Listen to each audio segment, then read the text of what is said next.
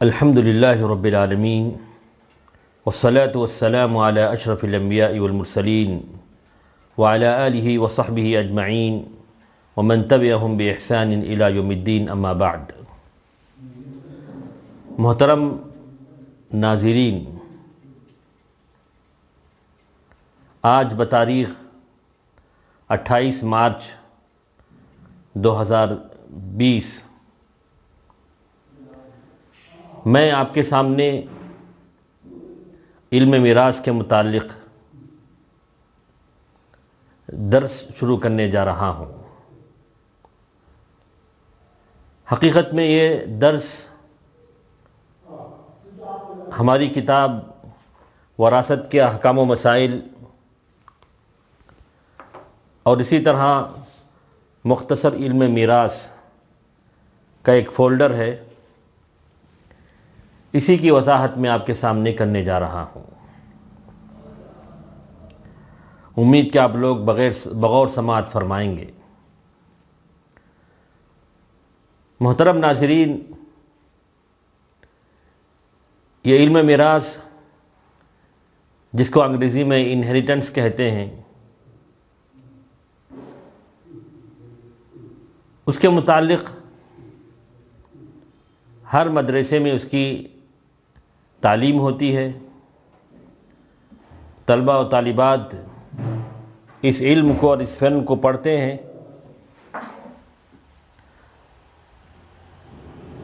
کبھی بعض طلبہ پر یہ علم اور فن ذرا مشکل ہو جاتا ہے، تو اس وجہ سے میں نے مناسب سمجھا کہ اس کتاب کو ایک مرتبہ ناظرین کے سامنے مکمل وضاحت کے ساتھ بیان کر دوں۔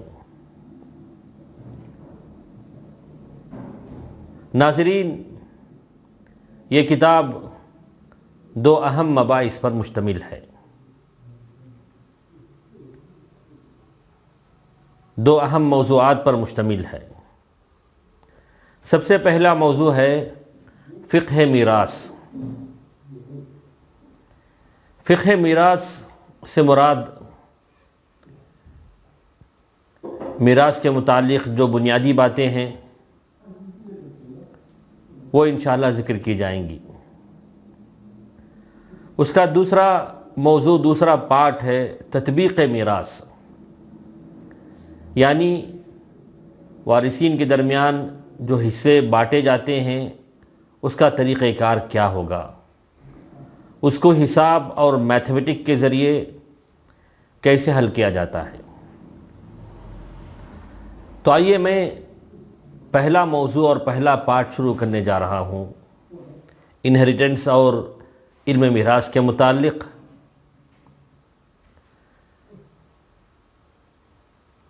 اور یہ علم ایسا ہے کہ ہر مسلم خاندان کی اس کو ضرورت پڑتی ہے،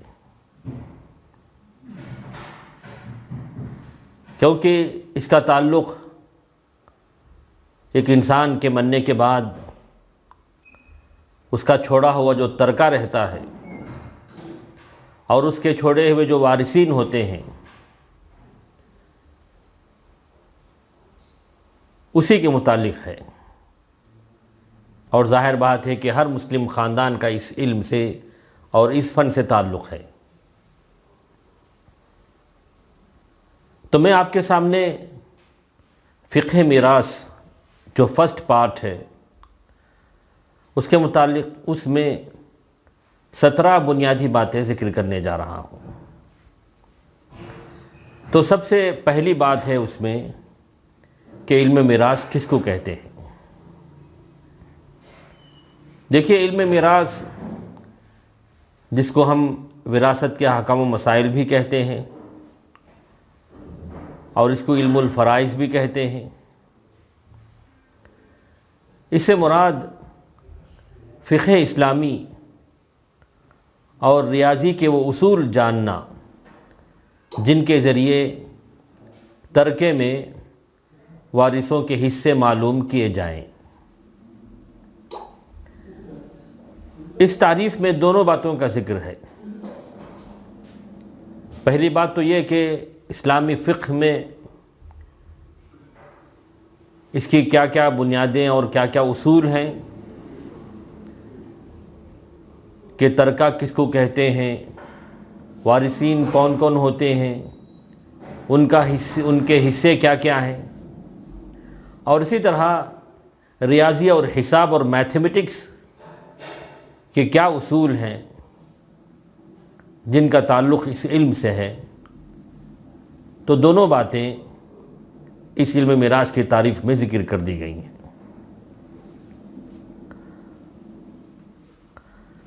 نمبر 2، اس علم کا موضوع کیا ہے، ٹاپک کیا ہے اس علم کا۔ اس علم کا موضوع ہے یہ کہ انسان کے مرنے کے بعد اس کا چھوڑا ہوا مال یعنی ترکہ، اور ان کے جو قریبی رشتہ دار ہوتے ہیں وارثین، جیسے کسی شخص کا انتقال ہوا، اس کی بیوی، اس کے بچے، اس کے ماں باپ، یہی وارثین ہوتے ہیں، اور ان کے حصے کہ اللہ نے شوہر کے انتقال کے بعد بیوی کا کیا حصہ رکھا ہے، یا بیوی کے انتقال کے بعد بیوی کے مال میں سے شوہر کا کیا حصہ رکھا گیا ہے۔ تو یہی اس کا موضوع ہے، ترکہ، وارثین اور ان کے حصے۔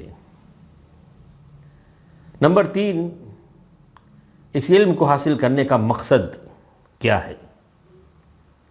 اس علم کو حاصل کرنے کا مقصد یہ ہے کہ حقداروں کو ان کا حق پہنچایا جائے۔ جیسے باپ کے انتقال کے بعد بیٹے بیٹیوں کو کیا ملنا چاہیے، باپ کے چھوڑے ہوئے مال میں سے کیا حق ہے ان کا، تو یہ حق ان حقداروں تک پہنچایا جائے۔ یہی اس علم کو حاصل کرنے کا مقصد ہے۔ نمبر 4،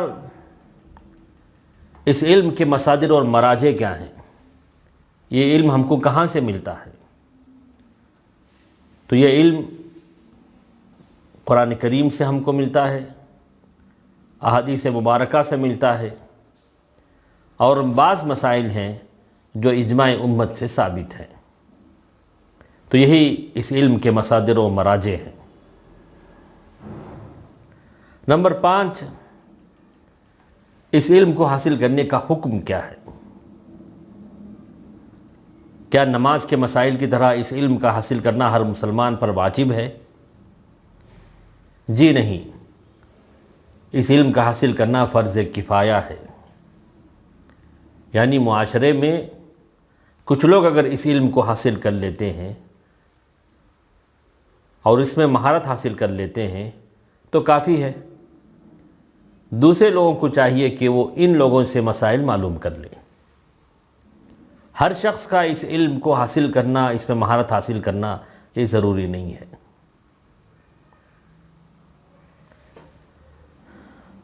نمبر 6،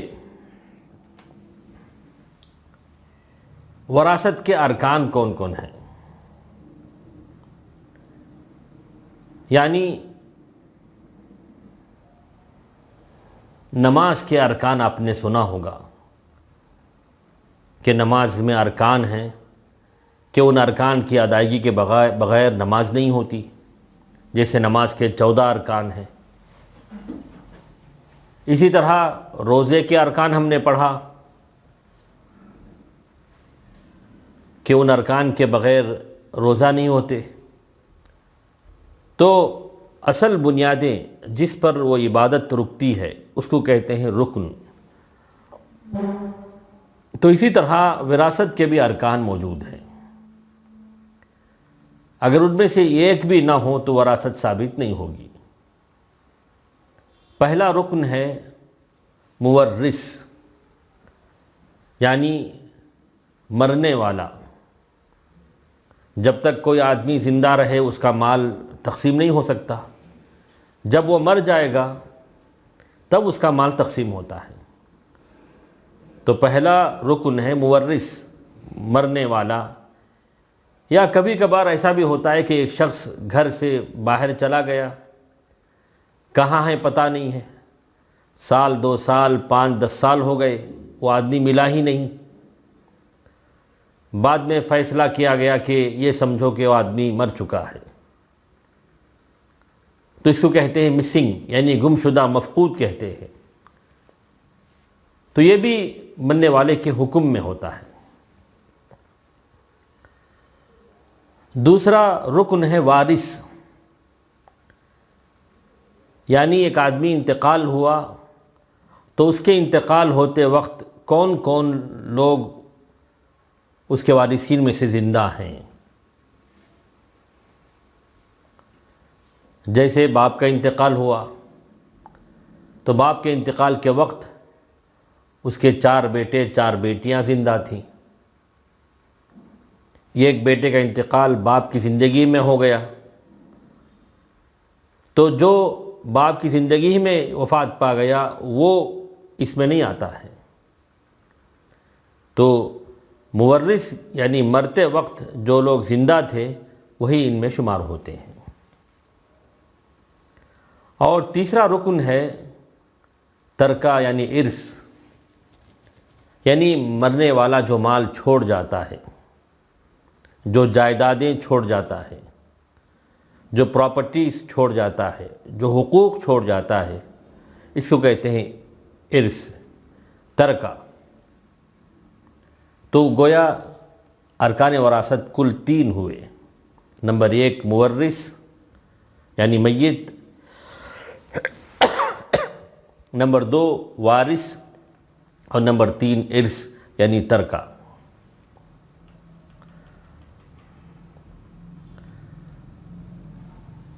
نمبر 7 وراثت کی شرطیں کیا ہیں؟ وراثت کی شرطیں کیا ہیں کہ کون کب وارث ہو سکتا ہے؟ شروط بھی ہم نماز کی شرطیں ہم نے پڑھا، جیسے نماز کی شرطیں ہوتی ہیں، روزوں کی شرطیں ہوتی ہیں، اسی طرح وراثت کی بھی شرطیں ہیں۔ تو وراثت کی کل 3 شرطیں ہیں۔ سب سے پہلی شرط یہ کہ جو آدمی مرا ہے، جو مورث ہے، اس کی موت یقینی ہو، یعنی یہ کنفرم ہو کہ وہ آدمی انتقال کر چکا ہے۔ اس کا مطلب یہ ہے کہ اگر کوئی آدمی پیشنٹ ہے، بیمار ہے، یا کوما میں چلا گیا ہے، یا بالکل بے ہوش ہے، لیکن زندگی کی علامتیں باقی ہیں، تو اس کا مال اس کا ترکہ تقسیم نہیں ہو سکتا، کیونکہ ابھی وہ زندوں کے حکم میں ہے۔ تو مورث کی موت کا یقین ہونا، جب مکمل یقین ہو جائے کہ وہ آدمی وفات پا گیا ہے، زندگی اس دنیا سے چلا گیا ہے، تو یہ شرط ضروری ہے۔ یا اگر کوئی مفقود یا مسنگ ہو یا گمشدہ ہو تو اس کو حکومت وقت کی جانب سے یا قاضی کی جانب سے یہ فیصلہ کیا جائے کہ وہ آدمی مردے کے حکم میں ہے یا مرنے والوں کی طرح ہے۔ دوسری شرط،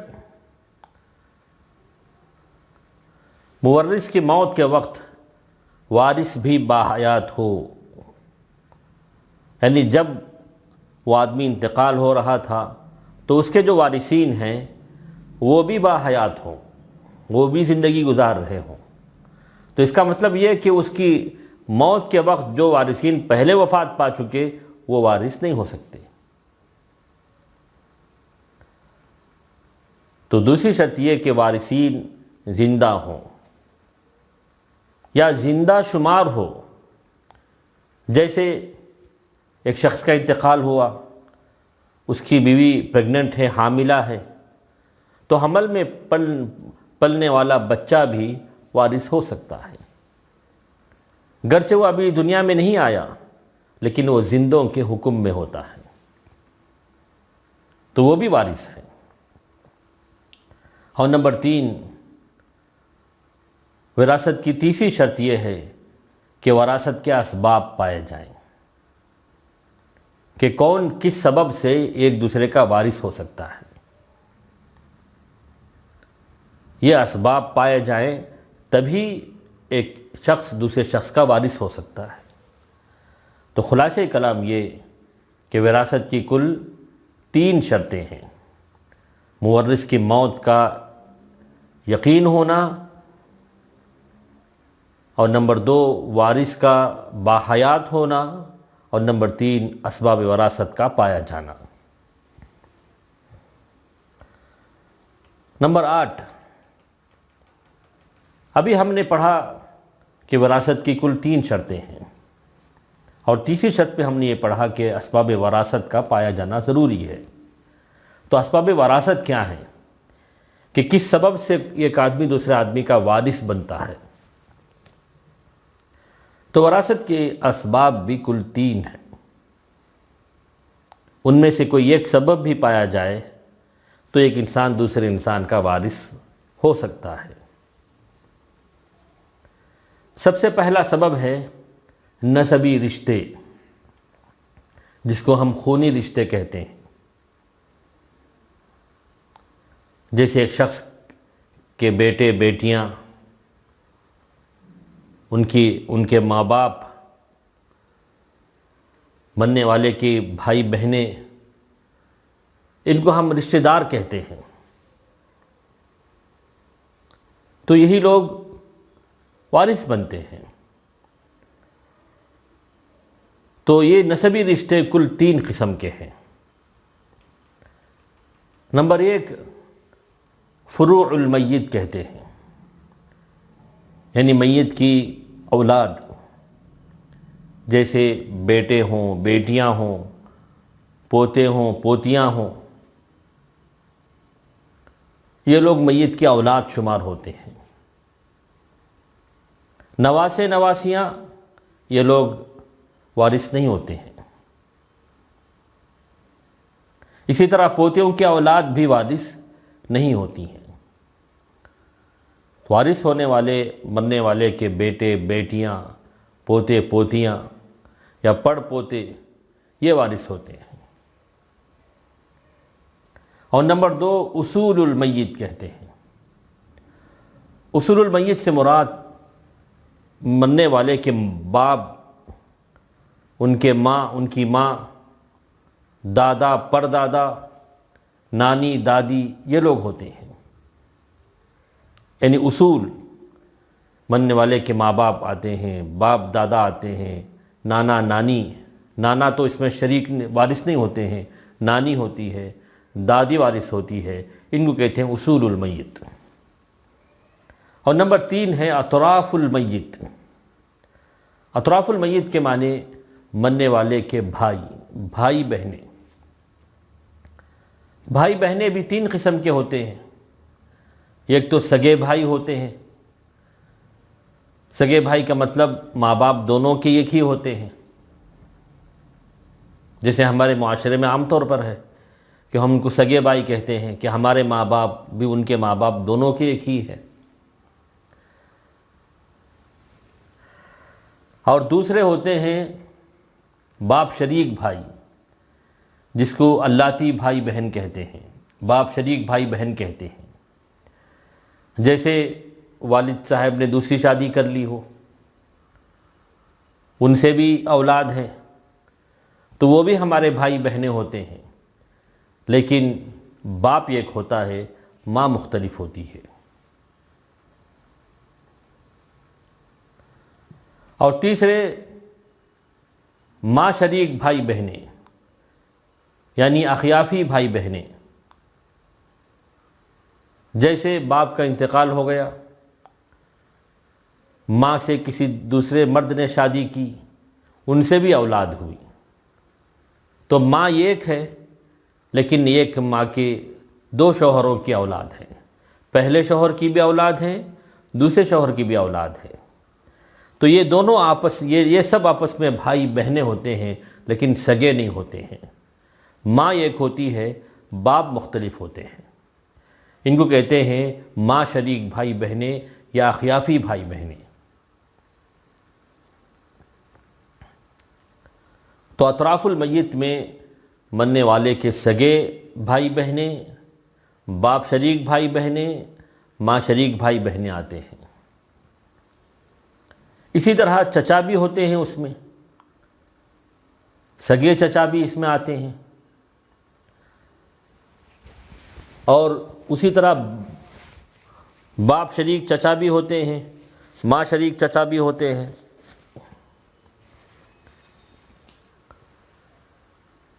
تو یہ ہے اطراف المیت۔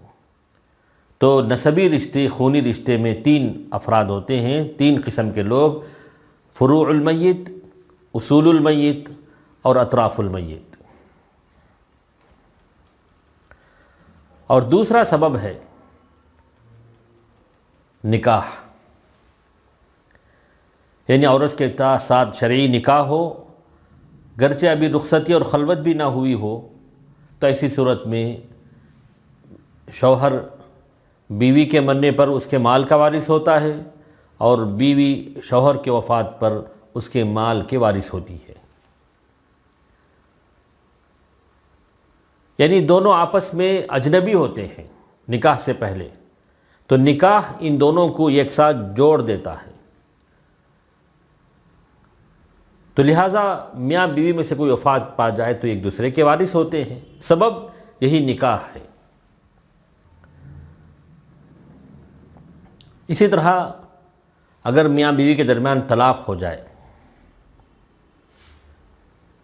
طلاق وغیرہ کے ذریعے جب تک میاں بیوی کے درمیان مکمل جدائی نہ ہو، وہ ایک دوسرے کے وارث ہوں گے۔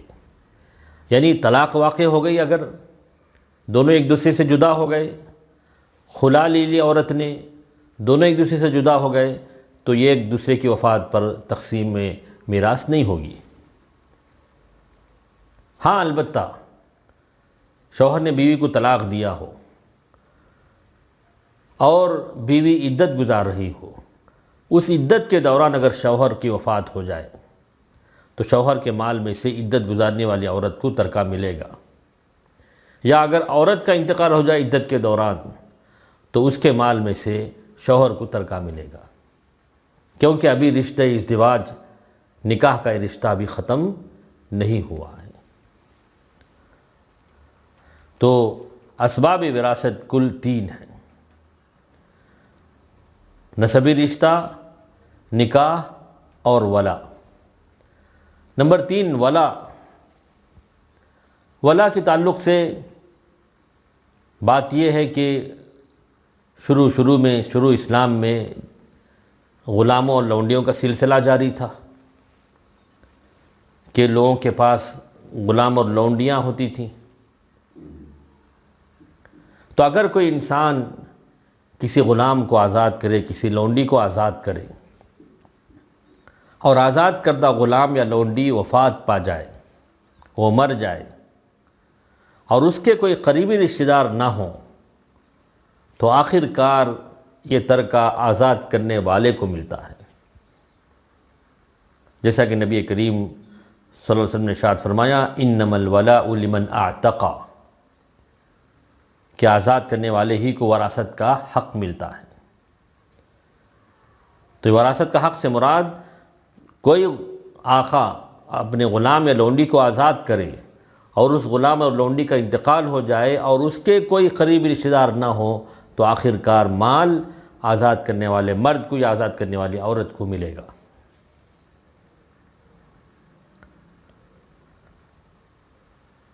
تو یہ اسباب وراثت کل 3 ہیں۔